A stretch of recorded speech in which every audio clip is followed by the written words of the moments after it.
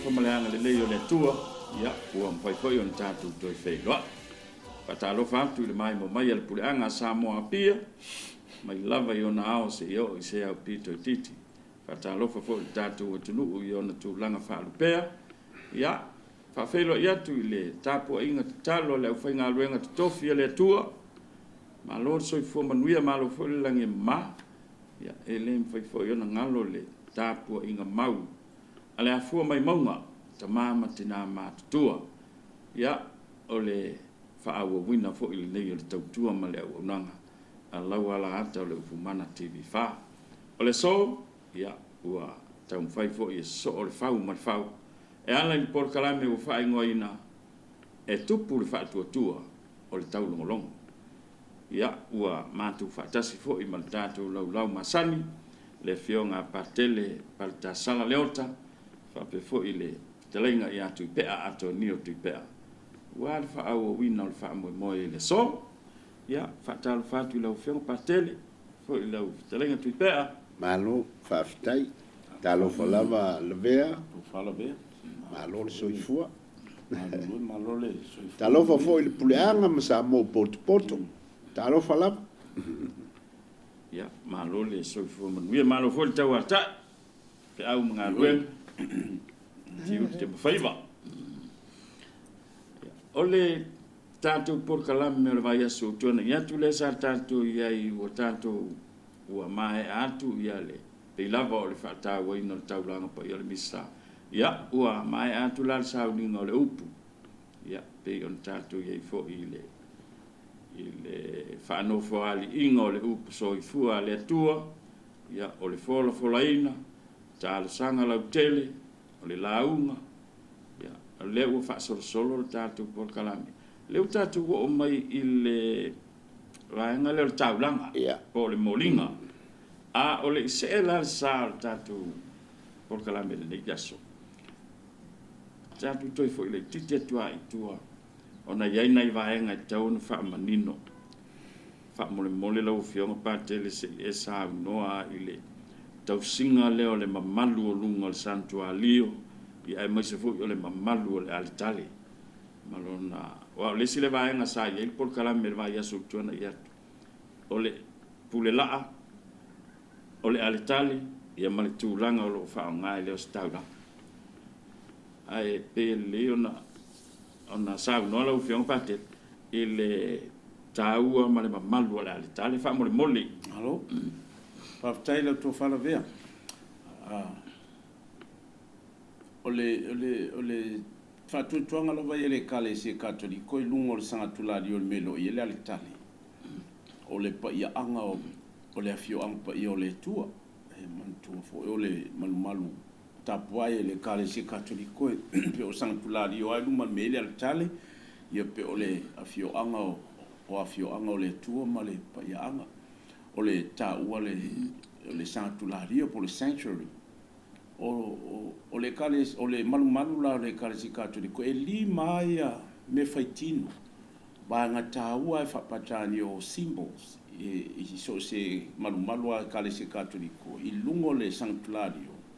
po le sanctuary e li ma va nga e te tauna ia i lunga o le alitale momo o le alitale lua o le pulela tolu o le nofoa o le ostaulang e o sia misa tolu o le kolusi pa ia le tua tau ai le tatou ali faola o le nofoa ali i o le atua ia malelona lima o le moli o le paskate na le paua i o me vaenga taua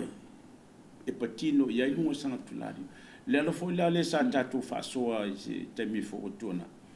i le taua ma le maanga o lo tātou whatutonga i se taua ina ua nei luan pulela o le tūlanga le ma le pulela e pe o tusa paua pe o whataua le tūlanga tu e ngol tusa pa e matuto o ia ile taito san ai o vaanga taua ia i lunga so o se sanctuari o tutono o le malumalu e tapuai e na o le paua i o lim e le ai funi whatusa o i tono sanctuario nga ole pa ia anga o si le taulang o fatusa e ia o la tono fuanga tono le farsa ai le ulunga o sanga tulario o fatusa e matafali o au tafa o lunga fe o asisi lo fai ia ata foi ta o le alo kolusi ta o setasio po Stations of the Cross ile awala noa uia lo tato li faula malona kolusi anga ia tu kolkota de la ia ba mai tau tono fasa mai si vanga o fatusa lo tinapa ia e te tauna i au tafa i matafale e fai ai te talo tu mau fo e ta o novena ia po o devotions ta tia watu tutu ai le sela ia mawhaila te talo ma laulo se olofa ma a fai fo sanga te Josefo ka kia loko fo i whaila te talo sanga te Josefo po o San Francisci po ai lava se o la upa ia e iai o lato fatusa e o ila tu tono au tafa o le Sanctuario e fatu ai au lunga ia Sanctuario o a whaapitoa na o baenga i lima pe na o whamtalatu o le no fo ta o le presidential chair ia o le no fo le o staula lua o le alitale tolu o le pulela fa o le kolusa pa i o Yesu o lo utu o lungo le ia male lona lima o le moli o le paskate o le whaelo o Yesu le tu ia e peila o le mele alina taula ia i lo tato tapua i fo ilele ma fo linga ma e abe o mai e fa mo lungo Sanctuario wow ile e o sia le taulanga pa ia pe e matala ile langi a fisu kai male lalo lang i lunga i o kalivali o le no fo o le afio anga pa i o le tu wa afio mai le tu te no taulanga pa ia le la ia va ngai e au fo la ia tatu o aso ia fengenge tua ia me se fo le Vaticano mo te mi ali o male Vaticano e matua ai tapu ale o lungo ni se soli lungo Sanctuario o mo taltonunga na o le mamalu malafio anga pa i o le tu e lungo Sanctuario e le kai so fa tanga ina ni so e soli pe o fe o ai ia o aso ne ia pe a wa noa fo le lewo pe o le me fu le o ku foi mai fa evangelia o ku pu e mai pispesenga ai le o se me te tau ai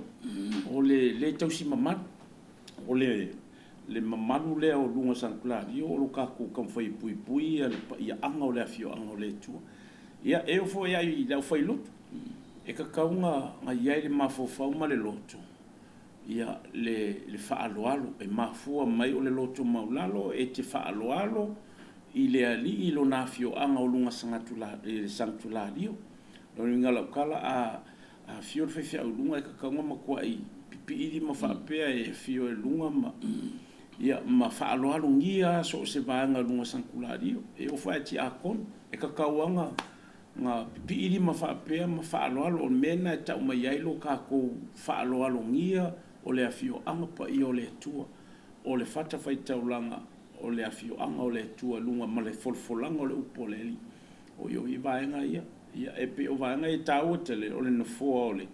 o le osi taulanga o le ale tale e osi ale taulanga o le mem ta o le pule la e malele mai ai le tua le na upu pe a folfola ma mailo na finanga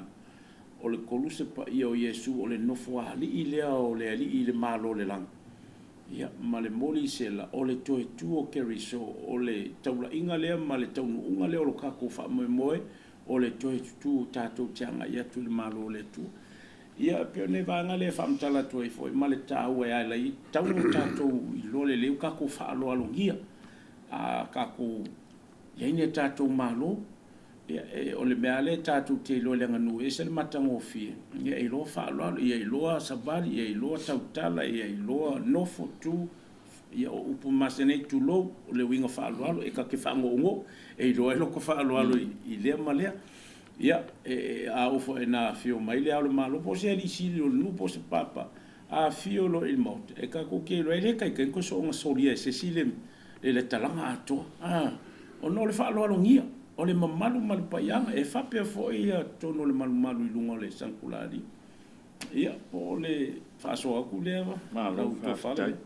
si u manga i le whaalongolongo le saunga pate a le whai unga la le saunga pate o lea na saunga i tono le whale o matai i le mamalu o le tala ma leisi tala ma tono le whale peila o le whaataua ina o lunga le aletale ma le Sanctuario me se fina ngalo ia o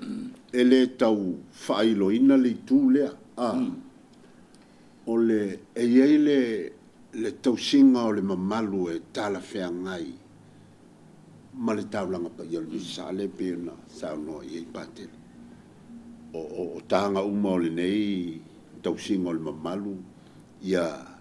e savali e savali e te savali with reverence no inga e te wha mamalu ia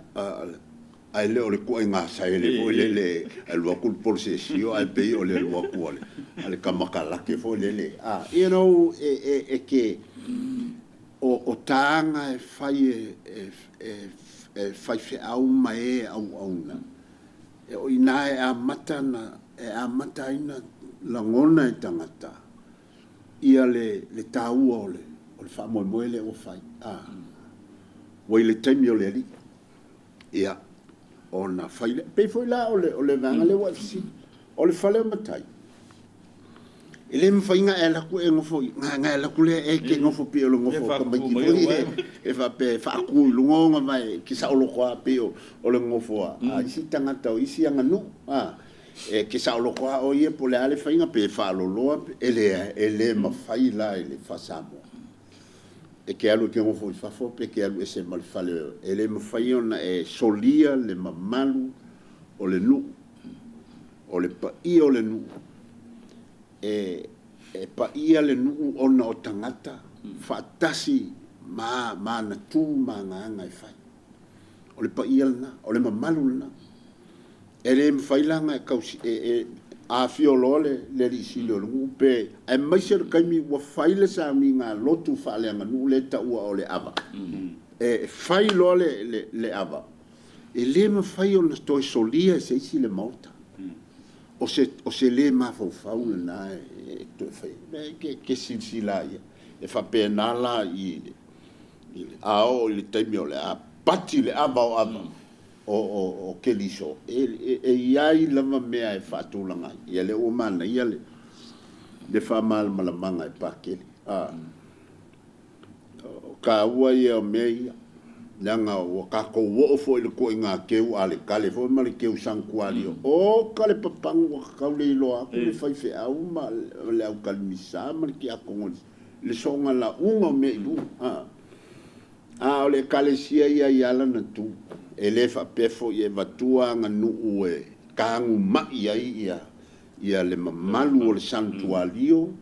ma le ale tale le u fa mal le ia le fai fe au na pau io me lima e tu sa ma le tu la fono po le o aia ingo sa mi nga lotu o le kalesia i lunga i le santualio e lima fa ilonga va ia me sili o le taua e ia ilu ai le songa la wo ia i si mo me i lunga io se ola le kai fo le wa pe o ku la ma o isi me pe o ku ma o ia mo me o ako me ai ma ele vai nga ai ia tau sisia le mamalu o lunga o fea lama po o kua o ale sankuari o ia luka ika e ko sango e bake ole santuari o mo tanga tau e fa pa ia i sankuari o fia ia ngofo e lai ona mamalu pa ia le mea o tangata o sankuari e ka kaula o le kausi singa o le mamalu lunga i o le ata fo le na e taona e fa alo i aki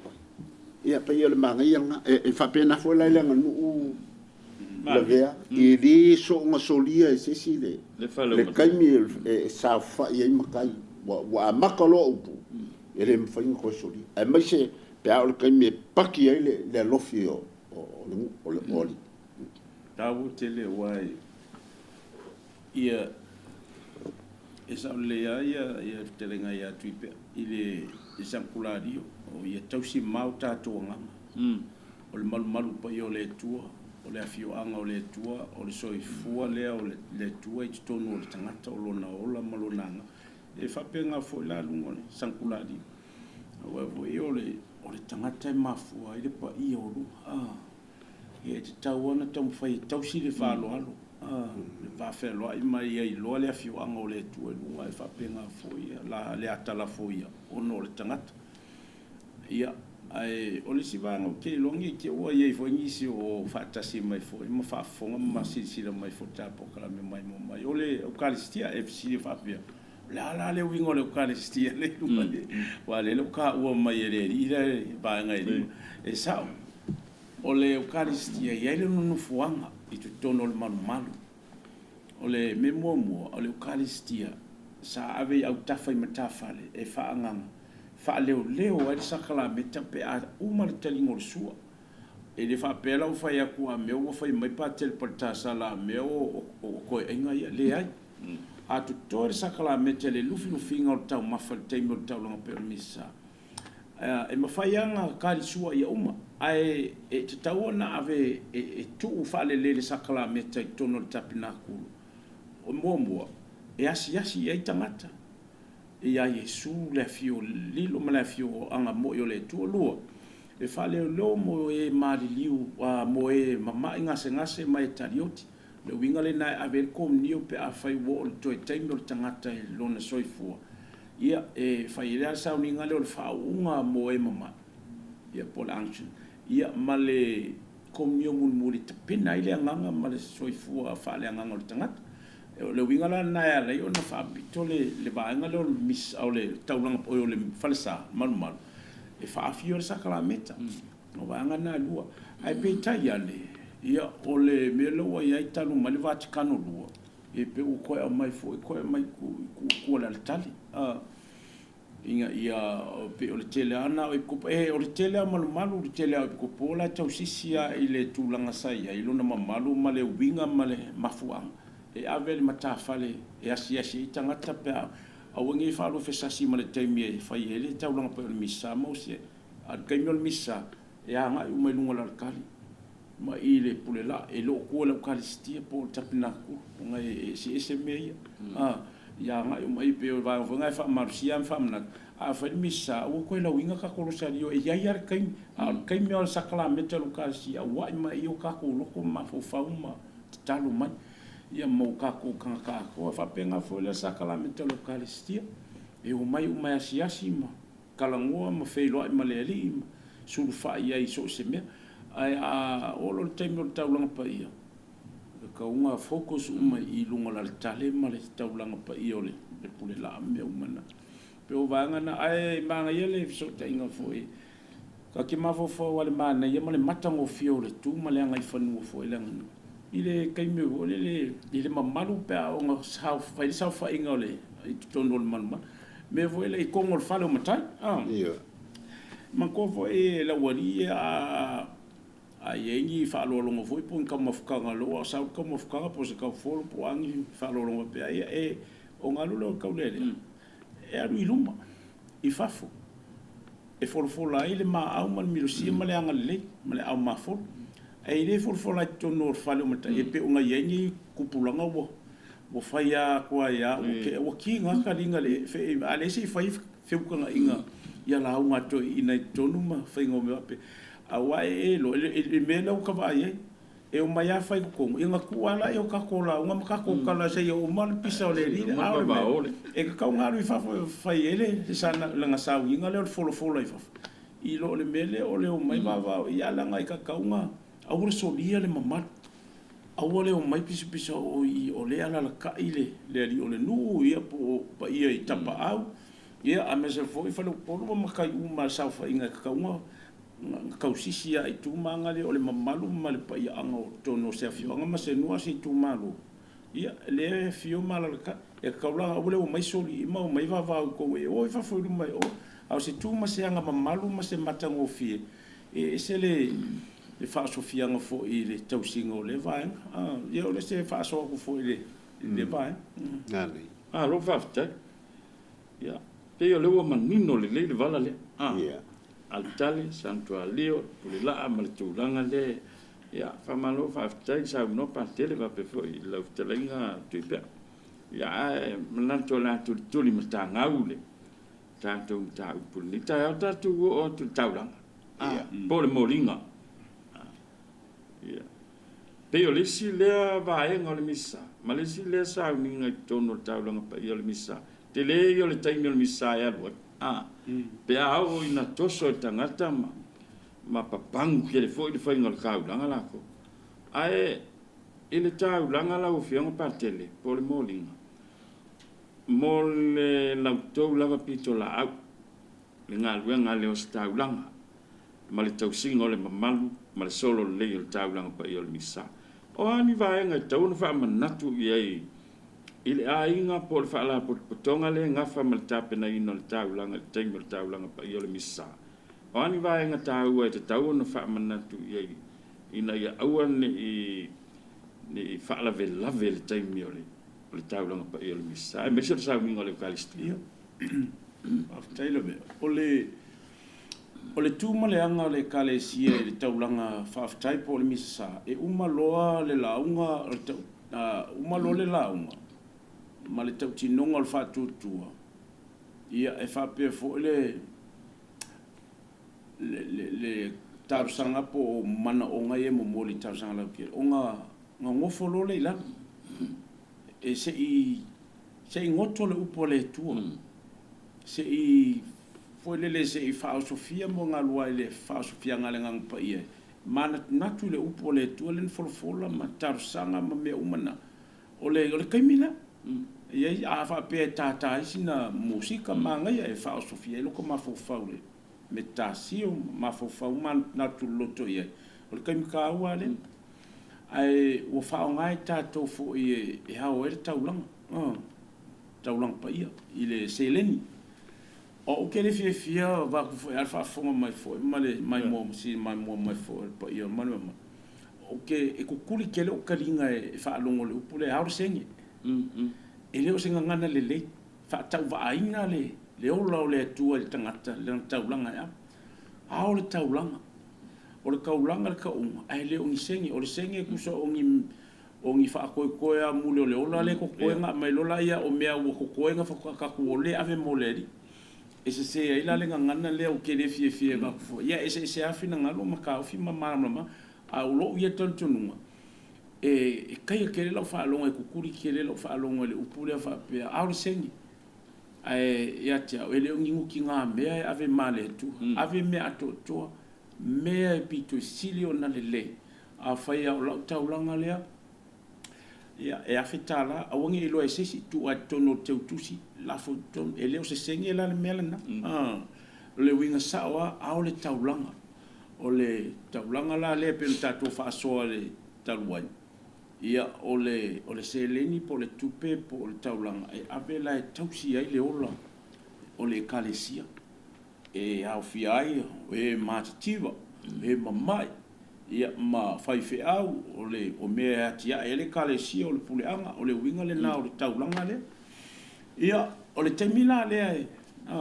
e au ai ma fa solo atu ai loi tua te tauna na ia o le teme fa sa wai ia o ngi ko e mo fo le mele o te mi o nga ma le mo linga le wa lo ku le pes ala fa ko ma kan ku la i fo ka fe kuri ku e fa bala au so sa wa le mele sa mele a le ngia wa le vang kam ka penga makuku wai lo le tangata le langa ia fo ia nga ruenga ma to finga le lo kwau o la wa no male ka riskia o ipo o stia o ia no male we nga lo kwau mai sa we ku fa kali kai me usore pes ma o mai nga male taulanga le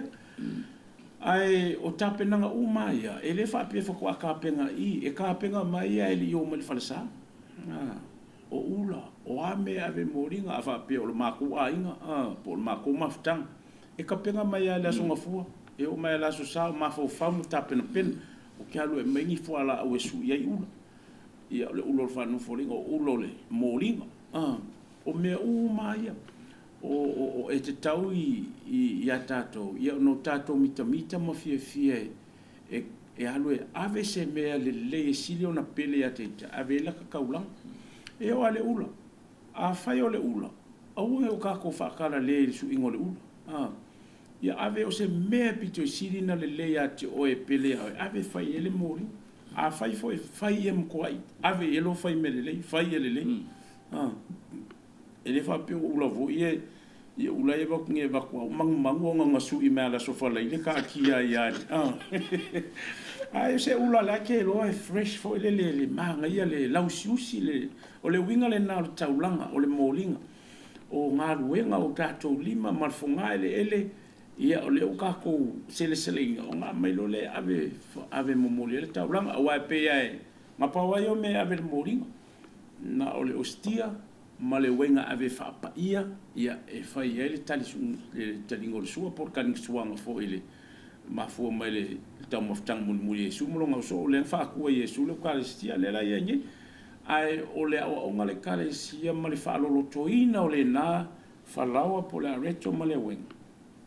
e ao mai uma ia manongi o le lolo e iaila le taulanga le o kalongo ko le seleni o le tupe whatasi e matau mafa ia po aisi mea uma e ave tausi ai le ola o tangata matitiva ma tangata vai ma ngase o le winga la le nai le inga ke le isi mo mea tuat langa le kua ma le anga ayuta ia ao ngenga saule solo me yo mori pe angofa e mai fo e manu livestock o manu e la mai ola fo ya kulo e ave fo ya ma meu fu fa toang sawa ya fa tasi ma meu falawa ma le wenga meu manga fa el taula fa pe fo la mo ringa i tatu fa tu toanga le kalesia le wa tatu ti o me uma e le fuka ko fa popo e le ia tonga i o le malo ai sea wa ka ko lo ole malo poli etonga is the symbol of life ole failo ilo ole ola o ka ko le nga nu ma le tu ma nga fanu o ka ko me singa e le sidia e ala ka o se ngi pole tupe ole me ka ko ki ko ma ai si ai fa ole ia tonga sa so i fo sa mo pe ole fa tum tumunga le o lo tau ole au lo le tato le ala fo na fa ngai tato le i ole malo poli etonga fa yele mo linga ma be fa yele taulang le sia ka ke fia fa taulang ka ke fia fa le ali fo ka ke fia mo moli ni mele le ka ke fia fa manguia e ave o yo se le taulang o ai o Yesu fo ile le i o le malo le wa va ko e ka o ia le ka ko kaulanga ma be fa yele to fa le ale o le taulang po ai la e o va ngomai nga ba fo le o kaumaf ai mana e va ku fora kai mo molinga fa taliala ia le lo sta longa por kai ka saulinga se ia uma le linga nga o ku mai luma por se si o le va ku ngi ka uma fa ma me fa tali le io na mo moli lola ia lo sta lo uma e ma na ia ave au ta fa tu wai mar fa la ve luma la tali mar kai me fa fio e ia fa kai me ku fa kom nio mar kal so ma ia uma longa mo moli fa pa ia ai se vai ngai la loi foi au ta fai tu wai se ia uma le taulang pa ia misa ia e pe o vai ngai ia e ta wa tele ia e pe la le ka ko mai nei le moli mai pe ka ko faso ia wai le nga ka ngai ia tonga wa kai foi le sua ole ala fa ia po le manufata wa ba ku fo ia le asa fa tino fo ia ia e sui ya fainga tu mau fa ba ele ngata ile ia e mo e tamaita ta o ta po le ia e ia ona ayuli ia o va nga u mai e ta lolo le faingole pe o se ta lolo o ka ko mo ringa o ka ko me alo fa ma ka ko upo le ave sufia ile le ka ko mo ringa o ngi me alo fa fo ai lu mo le tu e taulanga e ma fu ai nga fa u mangi ia va ngole nga nu ia le la fa tino taulang pa ia o me uma se e pa ia uma me uma ale tu ala ngale pa ia o ma fo fo ia tangata lo fo ma fai ponga ma se akili o me uma na ngosi ele tu ele uma la fo ele o nga ruenga ma fu fa ele nga fa toanga ia i tonga pa ia o me fanga o me uma na o fuala au ainga o me pa ia uma fo ele tua ave luma fa ele mo lenga uma ia nga fa sola ia ave tufa ma mo mori o tua o yo nai tama tinano fo fale matu tua ma pula la ngoto lo la tu soifua o e mai ngasa e ia mau ngasa o fale tosi ai matu tua tanga matua ma no fo fa pena o inala ia ele fa ngata langa le a wale soifua fa tino ia pe o se so ancule fa com gao una so fa fongali fa com gao ia le scabla ngane Ole la ngai te sila fia fo le vea o mea uma ale ai le ustaula ngai le ele lo po le ale wi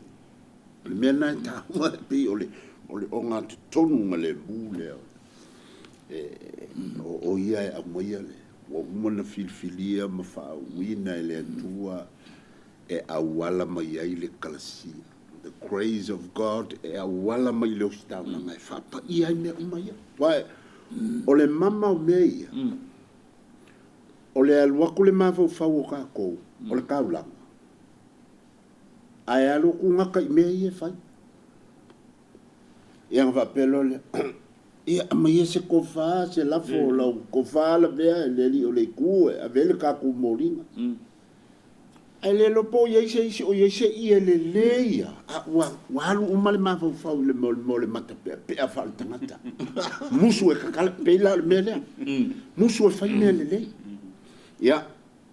o ke mga kua le upu al ko inga le o ka kinga li pio me o se minga sa fa nga so aua ko ke o mai me fa nga i lumo le whakawhai kāblanga le winga nga me o mo le la o mai o ula fo ia ula plastic o vaku me plastic ke wai le whakawhai kāblanga ula lole fair fresh fair o iei mea fou o inga e ke lo ai o me o kua vole o pole pese ave se mea usili ave se mea wasili o le mea wasili o le mea wasili lo loko kusa malau fa amsinonga fa kerisiano o le mea le wasili e mfai e lo ainga ngafai ya ave le ielea fai e lo ainga ngafai ya o fai su e mai fai e le wa a fa mange kai al va poi po a maka pisi a kwal va ya sol ngai a maka nga su i faku ma fai mea e se me ele se me fa le kong yo e o ku umanga ia ha o le tavlang pa yo le misa e ka ki ba nge ko male yo le ulanga le mai fa ngu le yo so solo le pefu mangele ave moli ai le tavlanga le upule le fa ngal fe fe o nge ko fa mai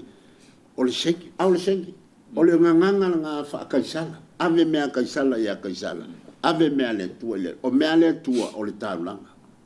o le mea ua kau a ua langa ese o ngolo loko i ke loa kau a o le upule o le au le sengi o le nganganga fa kaisala ave mea kaisala ia kaisala ai ave mea le tua o le mea ua ave lo malie ma lo loto o le mea piko siringa le lei e kusa ma lo kapkele o i le kuho i le waia e pelu e faile mea o le sifuruai la ngai kele le fa maongi e faia i e kupu e ngā mea ai ua tātou o lenga sāngua pake. Koe kūleri u saoloko kāka. Mo mori le saolokonga, ma le malie a ko le loko mea le ko yeise se koe whaikau mea mea. Ia sa oi pake. Aul ka kusengi. Vakula. O le si whaulanga ngo wa ai ai ai. E koe e whaaluanga punga ua whape pake. Koe ki ale ofi mai le ula i le ua pake. Ma voi la wo sui fai ma mang voi lele wa le fai ia lele le fai ia lele ia ka oko lele le ula o me ia ese le taua e matala ia ma ia i lo lele o nga yo inga umo le taulanga pa ia o le o taulanga e au mai le foi le e ka kau nga fai lele ka ko ke fai langa le fala vela me lengo fa ko e nga kai i ka ko me fai le ka ko vai e ka ko le vai kuak le kalasia e maua mai o Yesu le o staulanga sili le fai e mele le umai e ka koe fai e fa penga vo la le anga ngu e ma fai nga bea le anga ngu e se ngu se mele anga i o e makai i ali i o lungu po e kausia o a fai o mako o le fale polu e kausia i ko inga ia e fai ale mele le e ko le leile ele pe ole singo mai e ko le u na fai no ele ai la ele fai fa bela malo va ma fo unga pe o mere tele ia sia va ia no tu langa fu le le fa nga o si mea o mea samo mea ai sia papa la ia ela ula loli ia e ko si ula loli kau mai mafang malolosi sukala se o pese la o keu Oi lo mo le lima spuka. ia mana tua le lei katoliko o le winga le moringa ma taulang o mea sa nga osi o kako lima o fua fa ele lang ia la au ko la usi tau mai le la o su ia ia le ula o le sa onga le na au kako ki samo fua i si palang ia mai me plastic ia mai pe o kango ala ngalo kako wa vanga i kako ma fo ai lo o le makwale fikau ia au me ia au mai fuala au e uma le aso le manong ko e manga ia la ka ia fa longo e ka akia como ka ula ele uma lo ko fia langa la ka kelo o le ka ulanga o sia le si uso atanga ma au mai e fai me alofa mai e ma moli mai ai le taulang fai mangia fo a mai vo ele ko afeka la vo ia sia we sa o ia ula a fai ka ko ula o isi fai fe o ku lo fa e la po e ka uma fai ke ele ula o nge me ka fa nga maka ia no va pera so le mai le pale fai fe ai ka uma mai le ula a mai ke le wai fa kenga fo yo o isi ula ka ke e popungi ale microphone le lunga i le lapel microphone le i fe lo ma fe o fa le o tele leo e ke le langa fai makanga fe o ngo le popungi le ula ise a la kiki kele le ula ai a fai se taulanga fai le fai me mai ai fai o se me ke fai ka longa sili nga ma lie ma nei ma pele ate ya ave fai fa le ula fa tele ya ma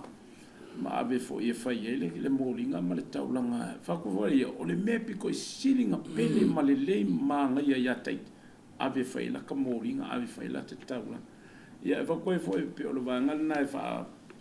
ko ele fa so ko el ba nga le sa no ele o fiong parte pe o le uputa ua le taulanga e pe lan sa no le fiong parte o sing ele le por mele o sa wa ya le singa le sing ala sa ma no fe ma ya o masidiva ale o sa wa ya ma le sing masidiva ai ma na ya tele a o taulanga lo winga a ka o kaulanga e o kala ngoi ile me sili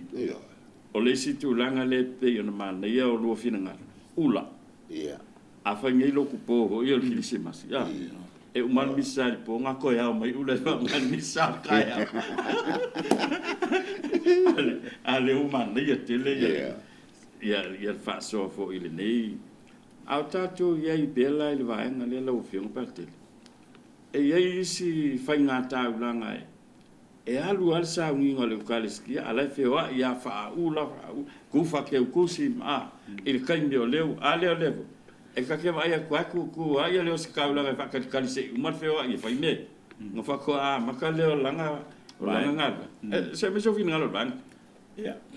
e pe fanga ko fa ya ku ia ongo ole tu maleanga i tato nganu e mafua inga ye ula o le ale wingo le ula o se fa ilo mata ngo fie le nganu tu maleanga samo o se fa pelo inga o se malo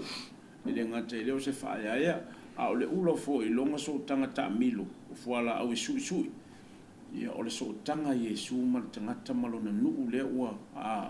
nu fa o staulang nu fa sakala meta ia ile fa ilongo le lapo pokole o le winga la ia te aula ia o nga ka ko e kupua le la kam fa e fa ula le amatanga o taulang pa ia ile amataina sa uninga ia fo isi ko a mai kai mon moninga mai fa ula ini si fo ko a wai mai misa ia ele ase mo ia ono o ina ia fa malie pele wingo le nganu e fa makango fiele nganu ono e ele mafu ngata ia te aula e on sai pe usu mai pese se vanga na wa boy lo o maya ia nga fa wa lo le sounding ai le ase a fa inga nga pawal me nga pawanga va nga fa ula ne ai como fa ia tu mal mafo fa ia fa mal mamar a wol pisu o mal va o ke a fa ko ka di e ma fa ngi ulang ai le o taulang pa ia misale fa le fa ia ma va nga o ke kusi mga me o me nga a fi ku fa ia la ia ile tai ia ile kai mo nga me ai lo kai mo le o single ka ulang pa ia a wa makafunga va fo fa mai male fo ia nga fo male va ia masuri ale ma malo taulang pa ia a vai ngana e ka kaunga ka penga ia ele yo kai me poko ai ma teina le tatu taulanga pai ma no fa tai tu pe asa ta ua ia le tau pou ma le aiuli ia o le se sengo le tau pou e ta pena e siva i le malai ia ma tatu tau sala masani ma le tau pou e ta pena e siva tono tau langa pa ia misa e iai me ili songa whaonga inga le la wao o nu i le anga nu el whateta inga o lo nu kasi ale la wao tonu o matu ngā o to mata i le la wao vanga nala wale iai to mata ia ona iai le o le to whaori ma le to tonu o li le whapena ai o le nu ai e kasi ale la wao ele so nga kalala le la wao le ele o le talolo e ese tu ai nga molinga o whaalolonga Samoa e iei whaalolonga ta o le tali luma fale e alua kuale solo pe se lau kasi e wakuaku i luma fale a waku umamea ia o nga whaile o le upu o ia o mai foi la inga kalia a o le talolo e ese la o le molinga whatupu o tau mafa Samoa o le molinga lea whatupu o tau mafa Samoa Nia ngai vai le ia ia o le siva ia foi le ke le o le paleanginga e faonga ai le lawa a fai o le lawa e te tau nei ia o le lawa ai te nu ngai vai le so nga yo ia kenya le foi le gracefully le ma ora fa e manga ia foi le nge mali la nga ia alu ia pe vili lang fo ki mau lang fo ki so ile ka siva foi e fato a siva ina o tau nu le me ave ia ile talolo a le ke lenga le moringa o le aku o le kalolo nga lo va ia nga le vili ale ni fo langa o le la o le se la fo le va ko fa nga siva o le ni fo otie ia lo na winga malu e ele tupu le nu le au penga le me foi le nga o longa kali malonga finge e mfainga ua le ma vilia ni fo oki ma faia le lawa aua nga e ese mai ai e momoli la e savali vali nga nga ia o isi e fia manga o i foi se siva ia la ku paleanginga ma e mfaianga ka fiki la ko ai fako asiva o nga o tau nu ule le kalolo o i lumo le mea le fa mo o lai ave ia wa silsila i mo me o kalolo fo i o malu mo me fa pena ia ile isa kalolo o siva le afole awala a le fa kali akule au pole kalisia e fako aka ngu ai o nga e vai lole ia le kamila nga o mai ka ko le au ai yuli i langa le wa vaku le la wa kala le ka lolo le ale ngu ka lolo fa piko e fa pena foi la ile mele ole da fa sa olo o tau manatu ile nganga na lai o na tu tonu le ta lolo e fa ile le moli e momoli ta mafa fatu ai le titi o le taulanga i le mamalu whaaleanga nu. O pau alea? Ia, au le mele wo ia. Kūle o ngā kukou. Kū i lalo ringi fo oki. Whaka milo e yasi wa si. Alai whakari mai. Alai whakari le. O leo ke mang kuopa ke le. O te mani tua. Te mani tua le. Ia so ma fau sa fai momo. Ko inga pa ke le maseringo ko inga. Kua sa ye. Wa ke mea o ia ngai pule leo whaingana. Wa whakali loa le moli. Ko al ko inga. Wa mel ko inga. La e kua ia o la e kala kua ia. Ka pena. Nga li di wa al ko inga vai a kulkama. Malikalisi. Ele diu ho le maserino. Nga o mai mal kakalo le fa pa ia le falao. Le a ele ili diu nga ku mai I ko I lunga ko I lalo. Mai male le ia la ele. Ia I kalo maserino. Fe ia o ko so. O ko fa kile fu le venga mama fa me le se me fa pena. Ya, o le fa te tenga. O le fe au nai ai. Tau mo fai ia o le taimi ai wala ko o ku e la ngai ele. Ele lo mo ko. Ngai ai masi. Oi masi. Se ole e kuloa. Se ole mako fale ku ba ele fale ku ma ele me. Se ole mako fale ke masi aku, masi mai. Nge yala a makal masiak masi o mea nga kakau fai nga lela kali a se kumu aku a fuko a masia o pabale nga yai masi le lo e wai lo ala lang fa nga le kali ia la sa ia o convencido oi mas ia ala nga masiak masi mai le ko nga mele o le soli o le mamalu o le sauninga le ta pena le ia o la o kala ngole le tu fa la nga lu ia Malo masi. Masi. Po masi le fe le nga ole malolo ai. Ole ma tango fio le nganu. Yeah. Ele fai poi nga male Christian a mesel sauninga le tanto. Ole matango fie. Ao nga faile kalo le kai memoria e fa pe o se ta lolo le maku e ka kaunga la pe la la lo mai la lo pe o le tu male anga le se longa kaungu I or kalo lo lu mal me anga ia ia nga fa kwa faila ia o si ba nga o mai kwa si ba lo la ia ma lo la ia o mai ma mal pese kula I lo faila o wala o ku maku ku ia I ringu ia nga failo le o winga la utala o le ma lie ma le mata ngo fio le nganu pe a faia ko fa lo lo mai kai mo moring na wa ko ala ia ala la pe la lo ma fio mai la lo ia le sta lo po ka sa ninga se banga na o tau nu ngo fa ko banga na le cha ko no ri fa ka penga la ka le ngalo I ngo fo la o le mamalu le na se ia longa e o man ka penga mo fo ia ia ku ma lo la ia o le sta lo ngo fa fa wa pa wa male Pemel mori. O le tuma le anga le kalesia. E sau lalo kai ka sa ninga kari luma le mamea ia le fa loan le mori.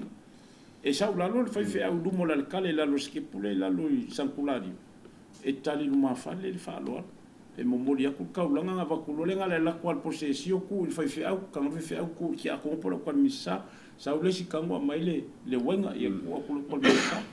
Ia ngau mole ma fa mangia kwa ia fa pa ia ko fo ku ele o lunga sankulari o tato o le tato nga nu ma fo nga sui nga ia a ola ke mo moringa le la fa venga o mai ala ia por kalo ma fa tino ala yo le nganu a la mai be la lo si vanga na o mga mai a mai le mo moringa ma mai mo ia fa kwa ku la mo le fe fa wa nga lu pe ole makanga o fia male se senga ai le fa pe o se o ka ko suia ni va ngol fa tu to nga mal tau nga permis alo fa ko la nganu ile fa pa ia ina I tonole ole kalesia male fa ke rusia e ma fo ele matanga o fia ole nganu male e ma ko me singa ka ko ave o ser ka ulanga pe ko ku I fe ale mai ave mo le tato fenga tau nga ile tu fa pa ia ma ave wa ile nga ngi me fenga ole tangata tau o le tangata mo mori ai lo mal taula ia pe o le fa lo le vea o le si vaenga I tau na manta I tu le o la o le tamaita e a fo e ta ia le talolo e ta ia le molinga wa kakau va ai aso nge le me fo ma ia o le Pan Pacific no no winga o si mea mai konga o si mea fiki o si mea kuvalu ia o si mea Samoa ia ngakule o ku le la I ka kilo le fa fifi le wa o ka ele le ke le avenga le wa ave le ke unga ia malesi mea o le o foi lele ia o le la e o le atunu ai le fa pe o le a o se me faingi fa alinga la e ele e wala masi o vai a kufonga le kosi ngai lo kuli ka ke lo ai ka manga ia e langa e se foi le vai le tu ai a vai foi lele o le a makua ia nga fa ye fa alinga malu ko fa alinga kakau ko kongole ole nga maka foi le e distractive foi le mole ma ole nga nga tanga tala tam fai e foi a o ia la kilo fa samo e se le manga ia o la wanga pe ale le nga fai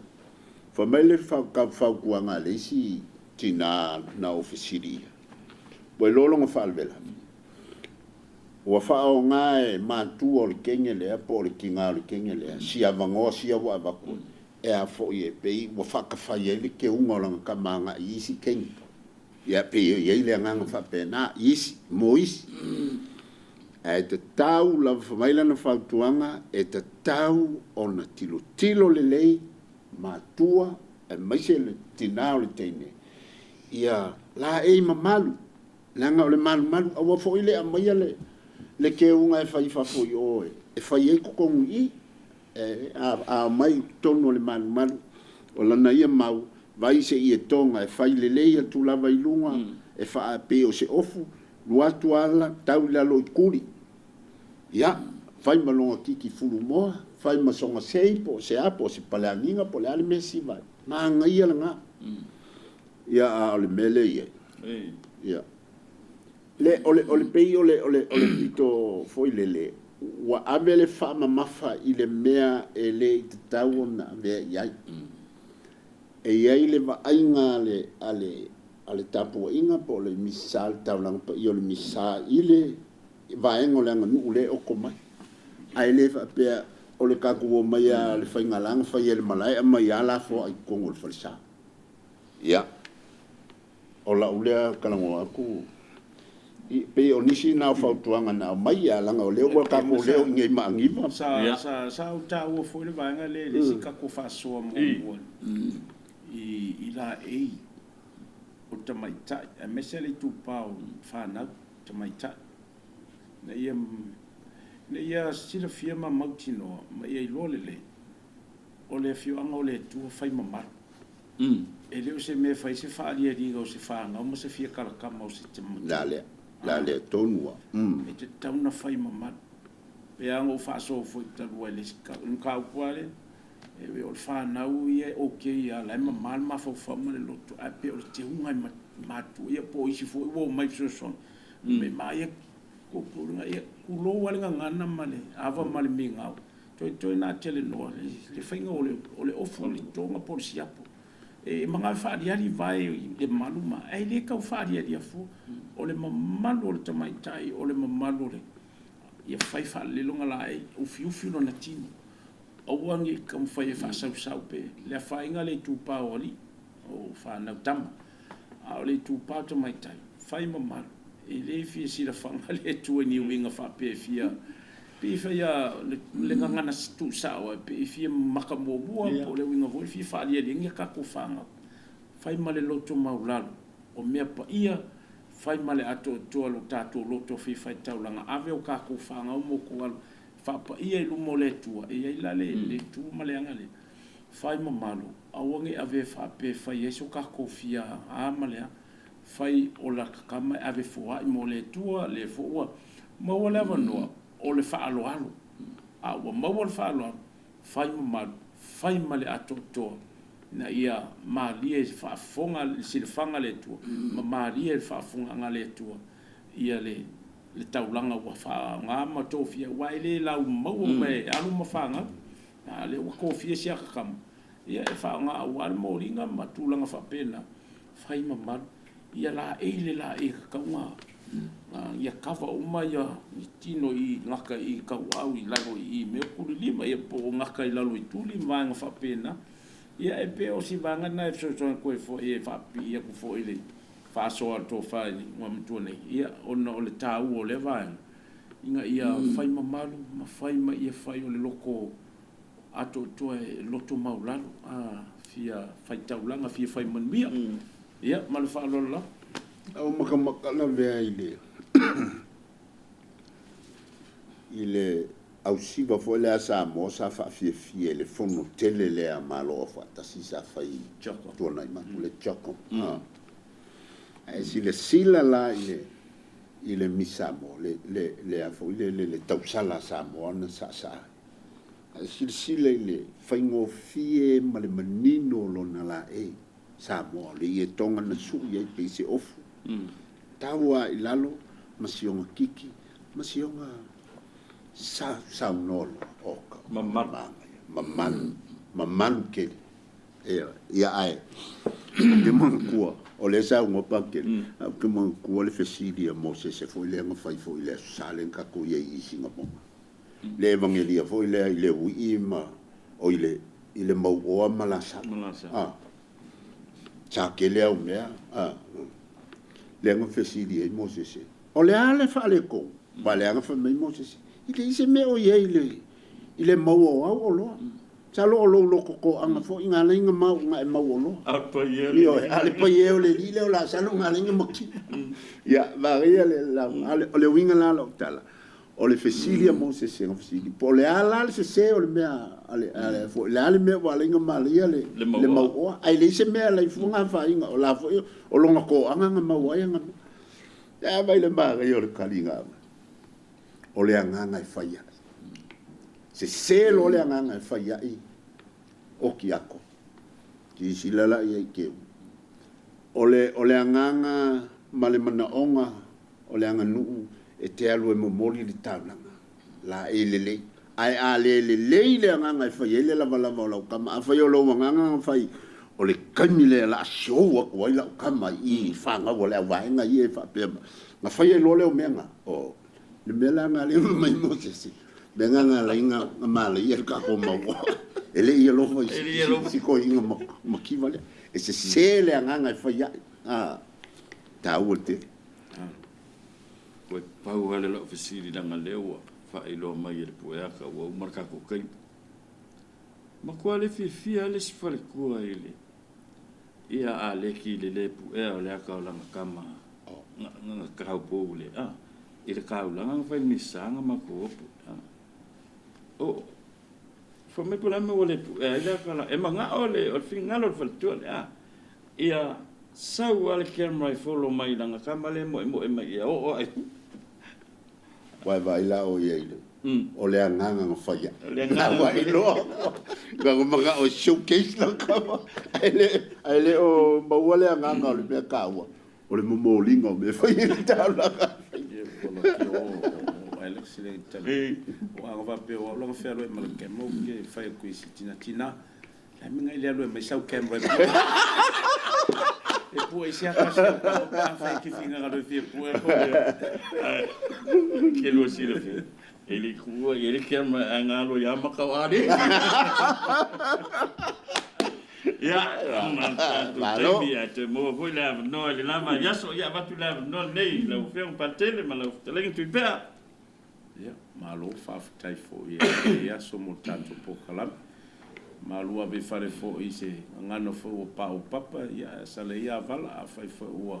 le kam kamari ya o le kam fa ya fa fo ma tau fa mam lo mai na ma fa mtale no le ta o ma le maka ngo fio le nganu ia awa ale absa fo anga ngana ia e fenka fo anga ka fa mamla matule ia upu fo ia fa mtala to ile atoanga luta upu ia ai kan kong lava ile afainga le ale afe lo filingalo ia ni senga ngana fo ma se upu ai karusia ia mo wai fo ia se vai nga ta o le manga ai me so fa tuanga ole kalesia ia ile vai nga le taulang pa ia le misa sa ia na to nga ma le fatino ina ia ai ia le fa mo ia ka ko ke fai me pe ma fe lango ma pe fe ana tana no atu ai ai lava ni vesiri ia o lo mo pe ana va no e fa lo mai ai lunga o ka ko wala le nei ia po o le tato ofisa nei ia ni vai nga fo io fi ofisiri ai ia po se fa so fo ia o ma telema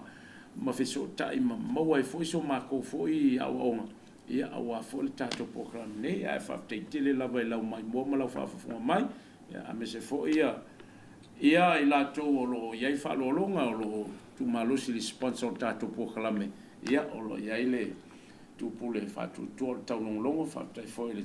tunga le fonga o tātou pokalame ia mai se le whātono o tātou pokalame ia mole nei fo i mai aso whaafitai Tawa lea le ia lea. te pea E ua kau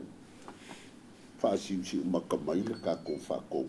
O whaisi uminga whai ko por kalame li e lea ia se sponsori o ko por kalame o mou. Ia e kau si e whi o le alawa e mai mo mai e a whai au ngā. Ia o le a o lea ua sa unga ku pakele o le mea kawa a iengi fesili ni mea e fia. Nā ngai e fwile au mai luma wanga ia i kako website e ale tātou upumana e whailo mai ai se fesili mo le ngā solongo tātou pokala. alo whaafitai o le tātou porkalame nā mo le soma nei vai aso whaafitai lau mai mo mai whaafitai le whionga pātele te lenga i atu i pea ai tuli tau mai le vai aso asa whaau mau wali tātou porkalame le nei e tupu le whaatuatua o le tau longolongo manuia toenga le so soifua Whaafitai. Tombo